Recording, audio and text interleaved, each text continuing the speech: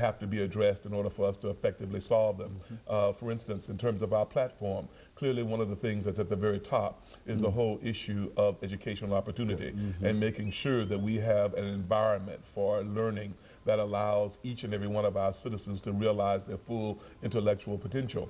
But at the same time that we know it's important to invest in education because of what it means for the intellect, we also know it's significant in terms of all the other complex issues. If you look at the criminal justice system, we come to realize that one of the correlating factors that you find over and over again in terms of people who end up in the criminal justice system is whether or not they've had a basic foundation in terms of their learning experience. The same thing ends up being true in terms of health care. When you look at issues of health disparity, it turns out that people who are more well educated end up being a healthier people. So we understand that when we talk about education, that it has implication in terms of health care, that it has implication in terms of the criminal justice system.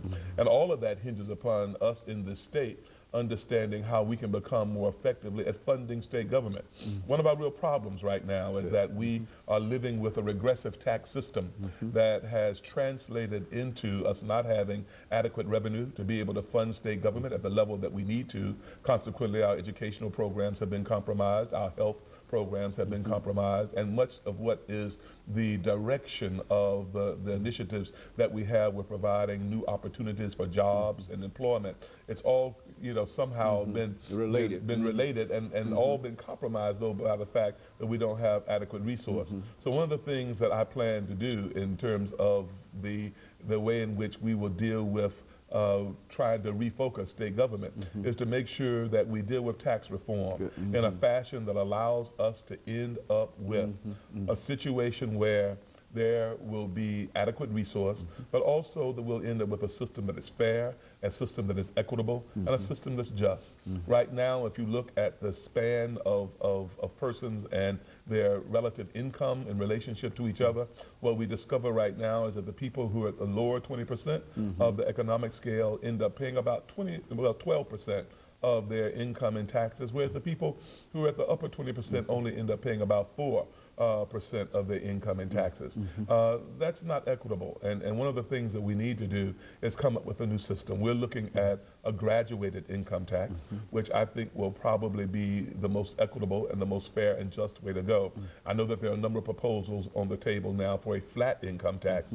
The fact is that if you look theoretically at the way in which a flat tax works, it ends up being not quite as fair and equitable, but actually it would end up being better than what we have now. Right. And one of the things you have to do to make this work, though, and to make it acceptable to folks is that I think, you realize you have to take the tax off of food, you have to take the tax off of essential clothing, you have to take the tax off of non-prescription medicine. And at the same time, that will allow you to be able to lower the overall sales tax, which means that you're paying less sales tax. There's a graduated income tax where people are really paying their fair share. A graduated income tax would mean that 62% of the people in the state would end up paying less taxes. Then there is a group that would end up paying probably about equal to where they are. And then there's some who would end up paying more. But we also know that the people who end up paying more also have more options in terms of how when they file their federal taxes, they would then be able to file for deductions that would allow them to have, again, some advantage in that regard.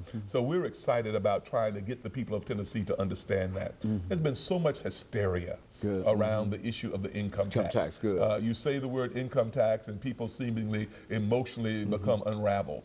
They find themselves responding in a way that would suggest that reason is no longer a part of the process. But I think if people will reason, I think if people will look forthrightly and honestly at what we're talking about, what they'll come to appreciate is that the way in which we would restructure the tax system would translate into something that would really be better for all of the citizens of Tennessee. Mr. Sanders, let me sort of end this. We're coming to the end of this first segment today, and let me end this first segment by suggesting that when we come back, let us deal specifically with your platform, because this is good information, it's excellent information, but I think that most of this information will also tie into your platform.